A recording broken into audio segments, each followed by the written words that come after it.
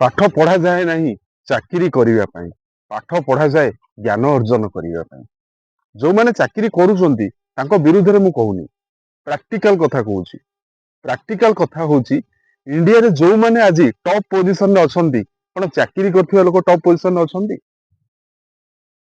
ଯୋଉମାନେ ବିଜନେସ କରୁଛନ୍ତି, ଯୋଉମାନେ ରାଜନୀତିରେ ଯାଉଛନ୍ତି, ଯୋଉମାନେ ଫିଲ୍ମ ଷ୍ଟାର ହଉଛନ୍ତି, କ୍ରିକେଟର ହଉଛନ୍ତି, ସେମାନେ ଅଧିକ ନାଁ କମାଉଛନ୍ତି ଦେଶ ବିଦେଶରେ।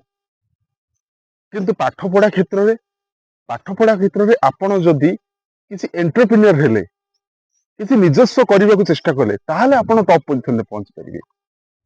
ସମସ୍ତଙ୍କ ପ୍ୟାସନ ଟା ଡିଫରେଣ୍ଟ ଡିଫରେଣ୍ଟ। କିଏ ଆକ୍ଟର ହବାକୁ ଚାହୁଁଛି, କିଏ ଡ୍ୟାନ୍ସର ହବାକୁ ଚାହୁଁଛି, କିଏ ଇଞ୍ଜିନିୟର ହବାକୁ ଚାହୁଁଛି, କିଏ ଡକ୍ଟର ହବାକୁ ଚାହୁଁଛି। Education is the first matter in every man life. Without education the man is ଭ୍ୟାଲୁଲେସ୍।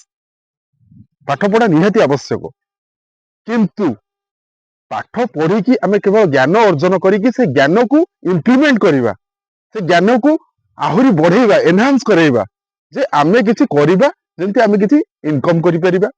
ତା ସହିତ ଆମ ପ୍ୟାସନ, ମୋର ସ୍ୱପ୍ନ ଥିଲା ମୁଁ ଇଞ୍ଜିନିୟରିଂ ପଢିବି। ଇଞ୍ଜିନିୟରିଂ ପଢିଲି, ବିଟେକ୍ କମ୍ପ୍ୟୁଟର ସାଇନ୍ସ କଲି, ଏମଟେକ୍ କମ୍ପ୍ୟୁଟର ସାଇନ୍ସ କଲି। କିନ୍ତୁ ଆକ୍ଟିଂ ମୋର ନିଶା, ପେଶା ମୁଁ ଭାବିଥିଲି ଇଞ୍ଜିନିୟରିଂ କୁ କରିବି।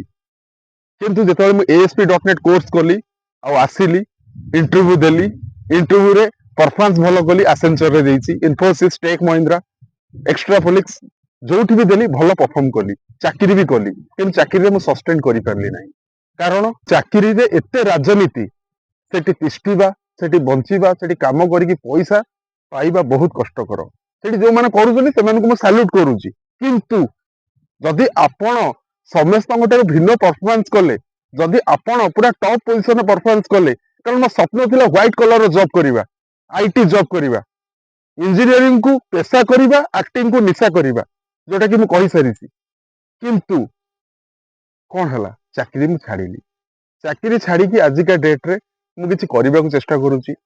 ଲାଇକ୍ ପିଲାଙ୍କୁ ପଢେଇବି, +2 ସାଇନ୍ସ ହଉ, ଇଞ୍ଜିନିୟରିଂ ହଉ, ମେଡିକାଲ ହଉ, ନାଇଜର ହଉ, IIT ହଉ, ମୁଁ ପଢେଇ ପାରିବି ବା ମୁଁ ପଢଉଛି, ବହୁତ ରେୟାର ପଢଉଛି, କିନ୍ତୁ ଚାଲିଛି।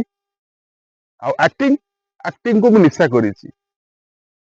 ଏଇ ଯୋଉ ମୁଁ ଆକ୍ଟିଂ କରି ଚାଲିଛି ଲାଇଫରେ, ଚାଲିଛି ମୋର, ଆପଣ ମାନେ ଦେଖୁଛନ୍ତି ଭିଡିଓରେ ମତେ, ଇଏ ବି ଗୋଟେ ଆକ୍ଟିଂ, ଇଏ ଆକ୍ଟିଂ ଚାଲିଛି ବି, କରୁଛି ଆକ୍ଟିଂ ଆପଣ ମାନଙ୍କ ଆଶୀର୍ବାଦରୁ, ଆପଣ ମାନଙ୍କ ଭଲ ପାଇବାରୁ। ଜୟ ମା ଖଣ୍ଡରାଇ, ଜୟ ଜଗନ୍ନାଥ।